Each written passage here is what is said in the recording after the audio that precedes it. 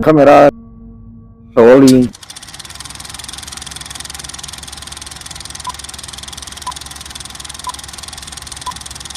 action. Assalamualaikum warahmatullahi wabarakatuh. Sampurasun Misteri People dimanapun kalian berada. Ketemu lagi di cerita malam Jumat. Ya, sebuah cerita yang akan mengantarkan kalian untuk beristirahat di malam Jumat ini atau sedang berkumpul dengan keluarga di rumah. Dan saya ucapkan selamat tahun baru 2021 kepada kalian seluruh subscriber saya dimanapun kalian berada. Dan semoga di tahun depan saya bisa memberikan lagi tayangan video yang kreatif, inovatif, dan edukatif. Tidak lupa juga untuk mendoakan seluruh subscriber saya dimanapun kalian berada agar diberikan sehat walafiat, mulus rahayu berkah selamat, dilimpahkan milik rezekinya, dan dimudahkan segala urusannya. Tentunya bagi kalian yang belum melaksanakan ibadah haji dan umroh agar bisa segera melaksanakan ibadah haji dan umroh. Malam ini saya kembali akan membawakan sebuah cerita seputar sejarah, fakta, serta mitos dari keangkeran Stadion GBLA.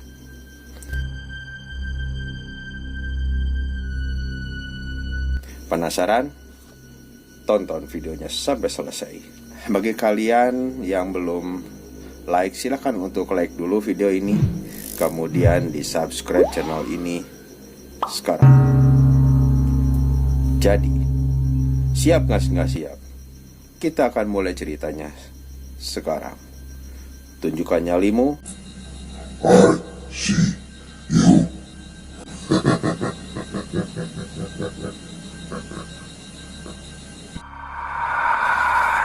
see you.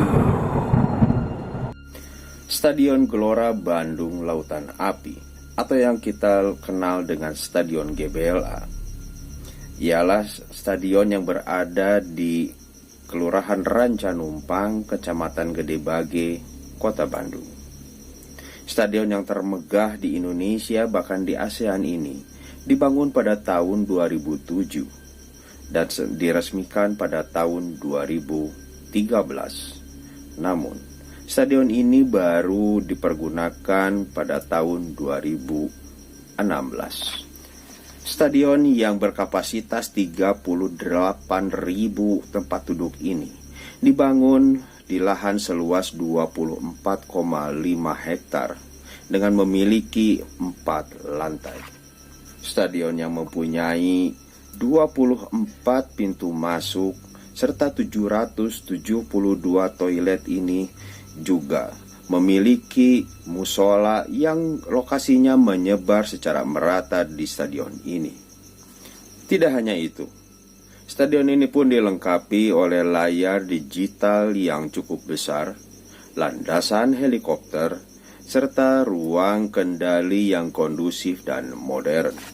Bahkan, di stadion ini pun terdapat ruang VVIP yang tahan peluru, di mana kacanya ini kalau ditembak itu tidak akan pecah.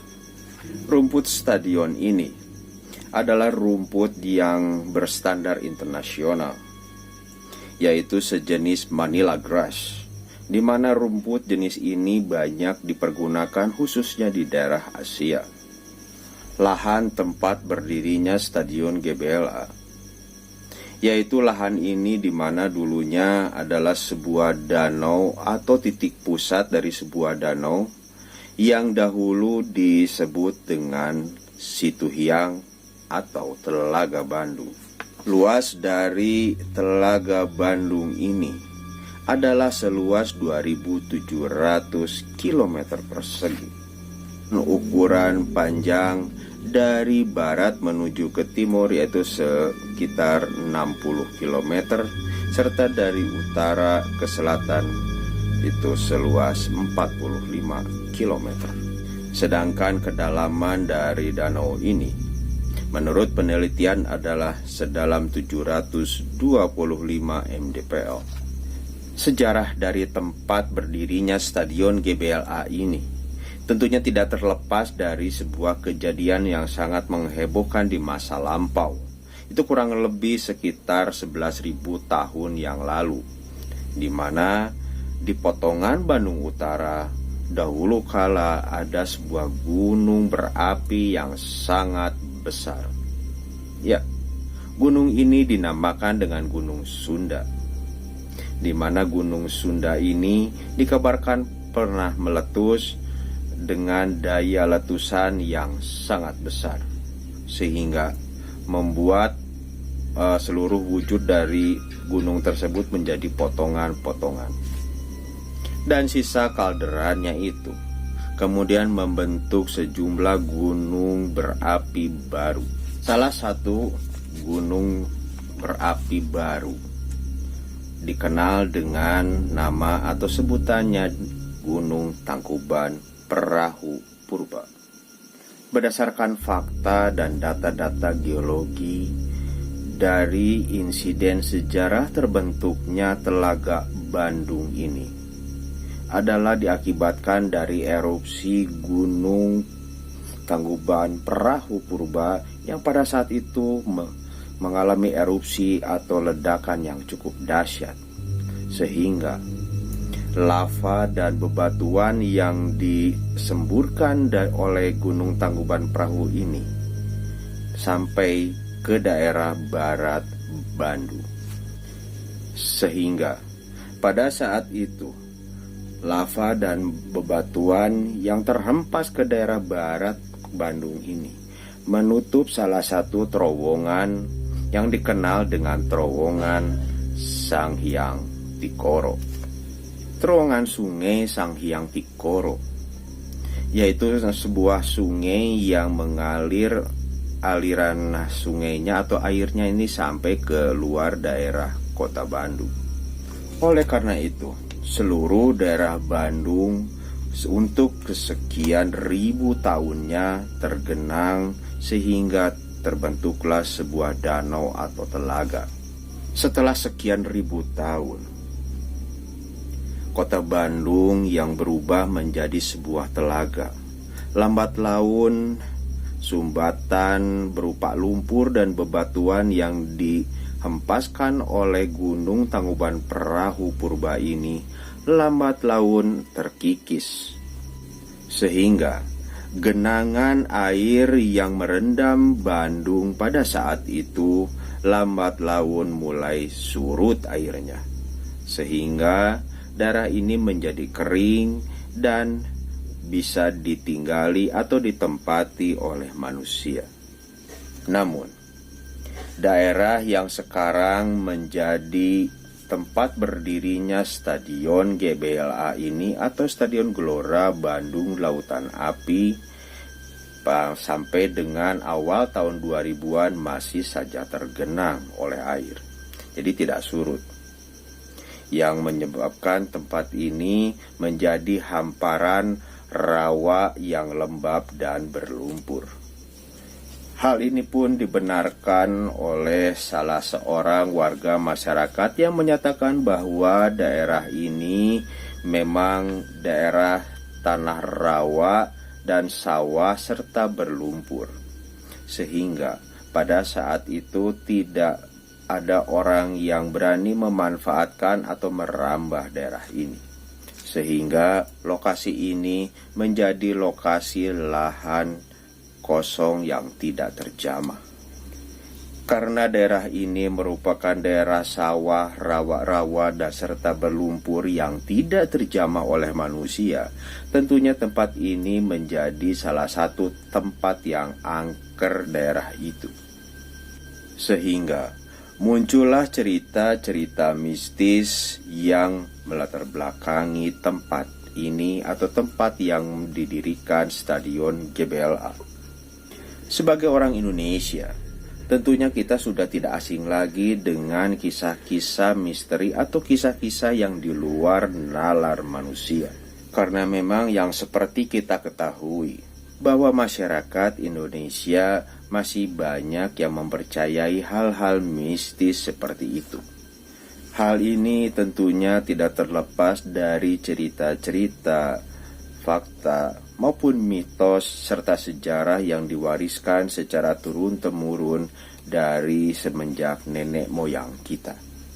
Namun, sebagai makhluk ciptaan Allah, tentunya kita harus mempercayai bahwa ada makhluk-makhluk lain ciptaan Allah selain manusia. Salah satunya adalah jin. Berbicara masalah cerita misteri atau kejadian mistis di Stadion GBLA ini banyak sekali berkembang di masyarakat. Cerita misteri atau pengalaman mistis ini bahkan ada yang langsung dialami oleh sejumlah orang yang konon mereka langsung melihat atau merasakan atau berhubungan langsung dengan makhluk tak kasat mata ini, penguasa Stadion GBLA.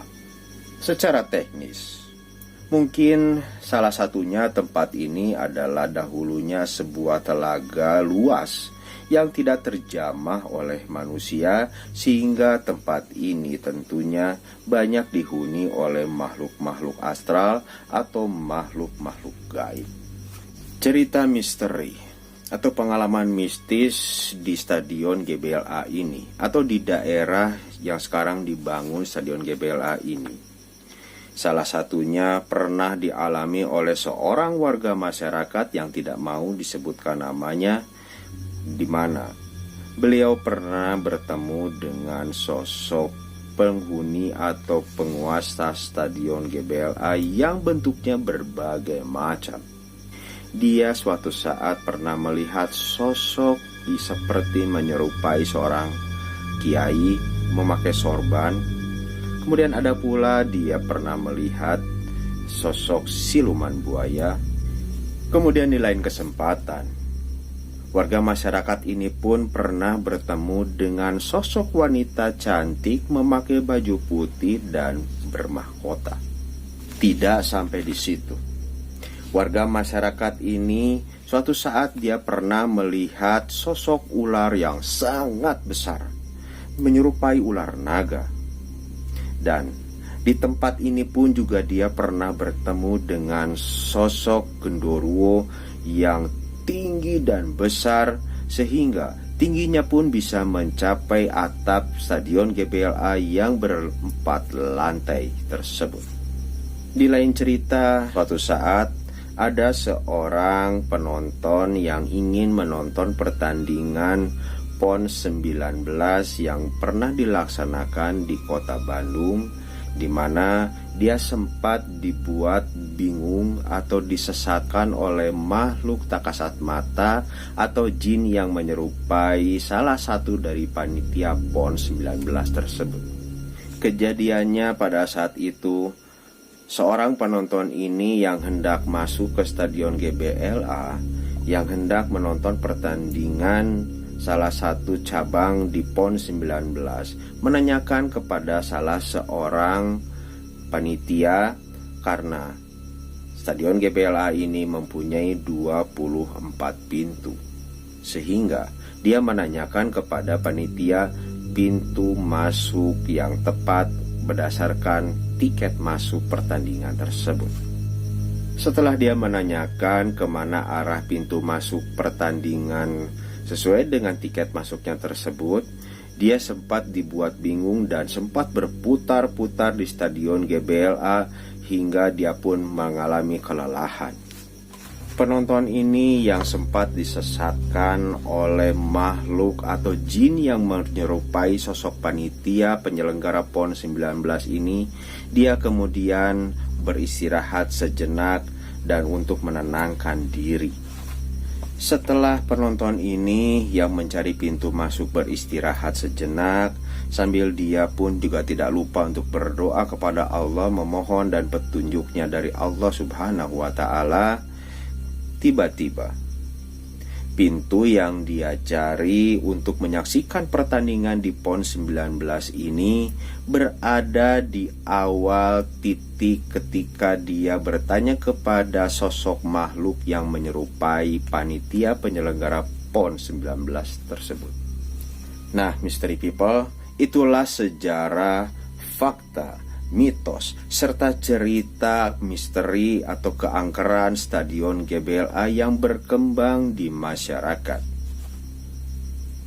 Percaya nggak percaya tergantung dari sisi mana Anda menyingkapinya dan tergantung dari tingkat keimanan kita masing-masing. Oke Mystery People, itulah cerita kita hari ini atau malam ini. Bagaimana menurut kalian? Silahkan kalian tulis di kolom komentar di bawah. Dan sebelum saya akhiri video cerita misteri di malam Jumat hari ini, bagi kalian yang belum like video ini silahkan untuk di like dulu. Kemudian yang belum subscribe, ayo di subscribe channel ini sekarang. Saya Kang Rudi pamit, sampai ketemu di cerita misteri selanjutnya. Wassalamualaikum warahmatullahi wabarakatuh. I see